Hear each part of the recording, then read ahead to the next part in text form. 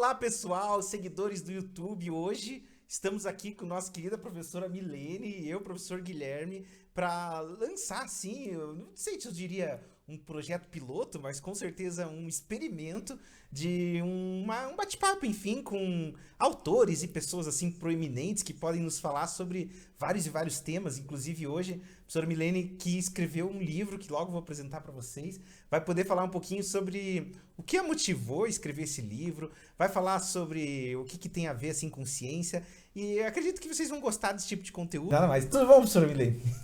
Tudo bem, Guilherme? Tudo bem, pessoal? Muito feliz por estar aqui conversando com vocês hoje, especialmente trazendo esse livro sobre ciência.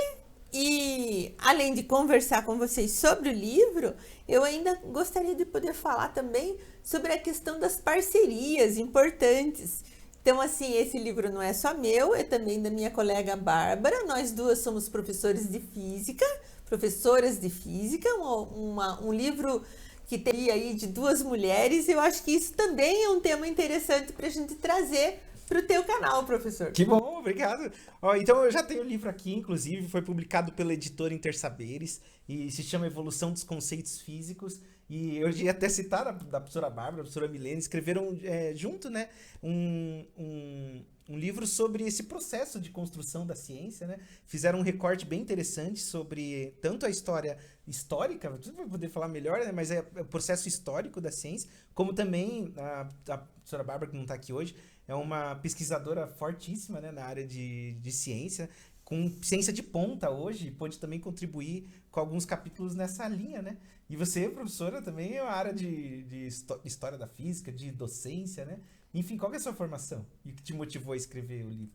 Então, professor, eu sou formada em física, eu sou licenciada em física, eu fiz mestrado na área de ciência e tecnologia, mas mais voltada para a formação de professores de ciências da natureza, e fiz o meu doutorado em educação.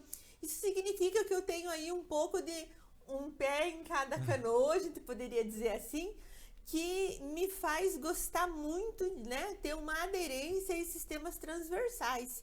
Então, eu gostaria de falar, então, para o teu público, né, para o nosso público agora, que esse, apesar de ser um livro que fala sobre física, que fala sobre a história da ciência, sobre a construção da ciência, como muito bem colocou o professor Guilherme, ele não é um livro especificamente para aquele público de professores de ciência ou dos nossos estudantes que estão aí no começo das licenciaturas.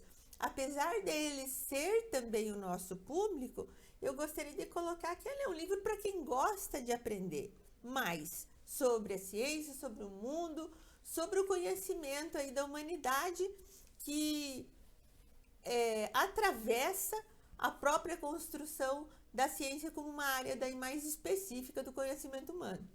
Legal. E professora Milene, eu devo lembrar, né? A gente se conhece já há bastante tempo, que a professora gosta muito da parte de artes também, né? E sabe, eu revendo o livro aqui, eu me lembro como você foi cuidadosa para escolher essas figuras, né? E isso é muito legal, acho que porque quando a gente percebe, tem vários e vários materiais, né, sobre a história da ciência, tudo, e cada autor acaba trazendo um caso particular, uma característica da sua formação, daquilo que gosta, assim por diante. Então, tem várias figuras muito legais, assim, que foram construídas e que vocês selecionaram. Tem algumas interseções com história da arte também, né? Pelo que eu me lembro, né? Sim, exatamente. Então, eu sou designer de formação anterior, né, de origem, digamos assim. Eu estudei por muitos anos da minha vida a história da arte. Então, quando eu vim para a ciência, para a física, para a história da ciência, foi impossível para mim não perceber as relações entre as diversas áreas do conhecimento. E isso, professor Guilherme, eu acho que fica muito à parte da nossa formação dos professores de hoje. E é muito legal quando a gente consegue fazer essa união entre áreas que são entendidas normalmente como tão diferentes. E não são. Então, sim, nesse livro, eu busquei trazer essa perspectiva aí de sempre ilustrar de uma forma mais criativa ou de trazer mesmo lá alguns elementos da história da arte que podem fazer com que esse leitor perceba que a ciência não se construiu sozinha, ela não se construiu isolada lá nos laboratórios. mas sim que ela é mais uma vertente da história da vida daquelas pessoas que estavam ali produzindo, conhecendo, vivendo e descobrindo o mundo de formas diferentes, de acordo com cada período aí do desenvolvimento, da história da humanidade como um todo. Que legal. Sabe, eu me lembro quando você vai contando sobre essas interseções, o pessoal que gosta de ciência talvez esteja um pouco afastado da arte, né? Porque essas áreas, às vezes, o pessoal é muito de exatas, né? Muito da matemática, da física, e descarta isso, né? O que é, até você comentando, me chama atenção, porque hoje a gente vive num mundo cada vez mais fragmentado, né? Até áreas totalmente distintas, e parece que a arte é outro universo e tudo, né? Quando a gente vê sobre a história da física, a gente aprende muito sobre isso, né? Que antes mesmo, a formação dos filósofos era uma formação muito generalista, né? O próprio Aristóteles na Grécia, ele era físico, matemático, filósofo, advogado e todas as áreas juntas, né? Depois, posteriormente, os outros, Leonardo da Vinci, já bem depois, também tem uma formação múltipla. E a gente pode citar uma infinidade de pessoas, né? Mas a física passa por uma grande revolução e todas as áreas do conhecimento, né? Nos últimos anos, porque o conhecimento fica muito fragmentado dentro das áreas, né? E aí é interessante acontecer um resgate da área de artes com os campos de conhecimento que refletem, entre tudo, o fato que nós somos seres humanos, né? E vemos o mundo de uma forma plural, né? Então, por mais que a nossa formação profissional ela seja específica, a nossa visão sobre o mundo ela é plural. E quanto mais plural for, mais vai ser a riqueza com a qual nós olhamos para esse mundo que é diverso, que é complexo, que é dinâmico e que uma área específica, ela não vai dar uma completude, ela não vai dar uma compreensão tão elaborada. Então, a partir do iluminismo, como bem colocou o professor Guilherme ali, mas mais fortemente século XIX, século XVIII, essa questão da compartimentalização dos conhecimentos, ela vai ficando muito forte e, infelizmente, ao meu ver, pelo menos, na educação, ela persiste, né, nessa perspectiva da gente focalizar muito fortemente para uma área apenas. Eu entendo que essa especialização seja necessária, muito em virtude da quantidade de informação que a gente tem hoje em dia, porém, nós podermos fazer aí esse diálogo entre outras áreas, ela enriquece muito, não só o nosso olhar sobre o mundo, sobre o conhecimento, sobre a vida, mas ele enriquece também a nossa vida como professores. Porque, especialmente os professores da educação básica, que têm contato com as pessoas mais jovens, que estão lá ainda no ensino médio, é tão interessante quando um professor consegue trazer a sua área do conhecimento, mas dialogando com outras áreas, exemplificando, trazendo histórias de vida, trazendo histórias do conhecimento humano, de outros momentos da história, mas que podem ser melhor explicadas e melhor compreendidas à luz dos conhecimentos do seu componente curricular. Então, eu acho que eu defendo muito, né, essa perspectiva mais ampla de ciência e arte e convido vocês a lerem aí o livro e depois poderem trocar uma ideia conosco sobre isso. A gente espera a opinião de vocês sobre o livro. Ele está aí aberto à leitura de vocês e eu acho que é interessante sempre a gente entender que é um livro escrito por professoras, né? Por professores, por pessoas que se dedicam a ensinar e fazem isso com dedicação, com carinho, com conhecimento também, com técnica. Não estou aqui colocando a educação como uma coisa que se baseia só naquela vocação, não, mas sim dizendo, é possível você olhar para o teu cotidiano de professor, para os teus conhecimentos e ainda assim trazer ideias das outras áreas aí e ilustrar de uma forma mais criativa as tuas aulas. Legal, legal, obrigado pela mensagem. Sabe que eu vou aproveitar que a gente tem um tempinho e ainda abrir outra discussão, que eu me lembro que eu lendo o livro também e reolhando aqui à medida que eu vou folheando, eu vou me lembrando que algumas discussões são tão suas, e da professora Bárbara também, que vai me lembrando, me chamando a atenção e assim por diante, né? E cabe até a gente entrar num outro tópico, já pensando em história da física, né? Que na matemática acontece bastante isso, eu acredito que na física também. Às vezes a gente valoriza muito os trabalhos de alguns matemáticos, né? Vou te contar algumas histórias. Por exemplo, o Gauss é um proeminente matemático que desenvolveu muita coisa em sequências, em análise e assim por diante, né? Claro que ele foi como a gente diz, um gênio da matemática que desenvolveu muita coisa.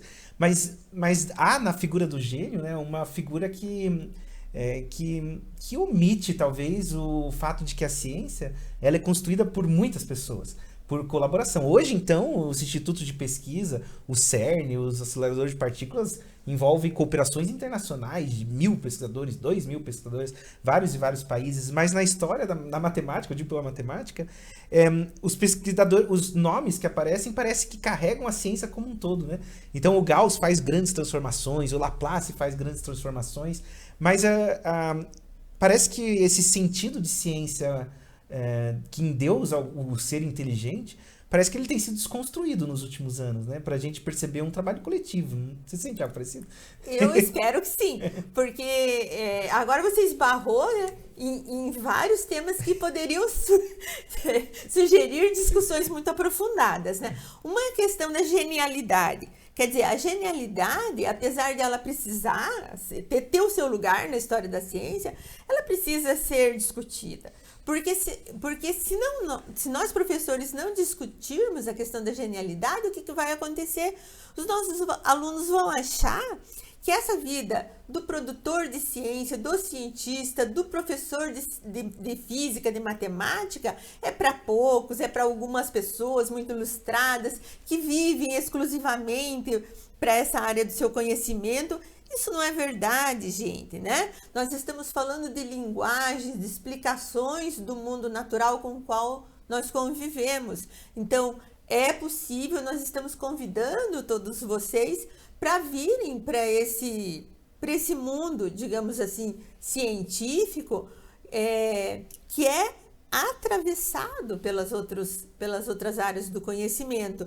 E também o professor Guilherme colocou que endeusar pessoas que tiveram contribuições muito importantes e jamais desfazendo da contribuição dessas pessoas, mas dizendo que elas nunca trabalharam sozinhas, gente, né? E eu coloco várias vezes ao longo do livro a ciência como uma construção coletiva, né? Uma construção coletiva. Ela não é feita apenas por muitas pessoas, mas ela é também feita em muitos lugares paralelamente. Hoje, talvez seja fácil nós imaginarmos isso, mas se nós colocarmos aí 50, 100 anos atrás, nós vamos perceber que o esforço da produção coletiva era muito mais difícil e mesmo assim ele era necessário para que a ciência pudesse ser não só produzida, mas divulgada. A divulgação da ciência, né, Guilherme? Não sei se você concorda comigo, mas a divulgação da ciência nem sempre é bem feita, né? Ela ainda é envolta em torno de alguns direcionamentos muito específicos. Ou ela é feita por meio de artigos, então ela fica no meio acadêmico, ela raramente sai fora dos meios acadêmicos, ou ela é feita em algumas revistas que daí ela já pode vir aí com uma conotação mais comercial, né? Permeada talvez de interesses que não sejam um conhecimento específico de cada área. Então é por isso que é tão importante, num mundo tão tecnológico quanto o que nós enfrentamos, vivemos hoje, com todos os desafios que nós temos, que a gente não abandone esses conhecimentos mais fundamentais para que nós possamos continuar sendo, em primeiro lugar, conscientes, né? Um cidadão consciente, um cidadão que sabe consumir, Consumir conhecimento, consumir produto, né? Consumir, enfim, informações próprias do seu momento. É verdade. Professora Milene, você tocou em vários pontos também, e concordo no que você falou, né? Até a gente entender de forma crítica a ciência faz a gente entender que não são verdades universais, mas ao mesmo tempo que possui pelo menos um método científico que se contrapõe a todo momento. E hoje, eu imagino que nem entre no livro porque é um tempo tão atual, né? Mas a gente sente hoje essas mudanças, internet, velocidade da informação muito rápida, né? E as pessoas precisando de subsídios em lugares que talvez a gente nem coloque. Afinal, a gente vê hoje ondas de fake news que não são científicas, várias desinformações que talvez um pensamento crítico sobre a ciência nos ajude a pensar. Até acho, professora, para contextualizar com o que acontece no cotidiano, numa situação muito próxima, né? A gente acompanhou recentemente, tem acompanhado ainda a tragédia do Rio Grande do Sul, né? E você talvez não saiba, ou o pessoal que está assistindo não saiba, mas isso aconteceu esse ano, agora 2024, né? Mas há cerca de 3 anos, um pesquisador, então suponha-se uma pessoa que representa a ciência, de certa forma, ela geólogo que estudava meteorologia, essa pessoa foi no plenário da Câmara lá de Porto Alegre para explicar os resultados da pesquisa que ele tinha. A pesquisa consistia do seguinte: ele analisou os índices pluviométricos, a chuva, dos últimos 10 anos na cidade. E fez interpolação e preveu que em menos de 5 anos haveria enchente. E na época ele avisava, como aqueles filmes de cientista maluco, que, nossa, a tragédia está para vir, avisava que tragédia viria, que deveriam ser feitas algumas coisas, mas a ciência, mais uma vez, não foi ouvida, né? Infelizmente, a gente viu o que aconteceu, né? Então, claro, a ciência erra também no sentido de fazer previsão, mas, acima de tudo, eu entendo que ela tem uma propensão, assim, ou uma tendência, ou uma filosofia de tentar se validar, né? Isso faz muita diferença, né? Na forma de pensar, né? É a questão da construção do argumento. Né? É disso que a gente está falando nesse sentido que o professor Guilherme colocou.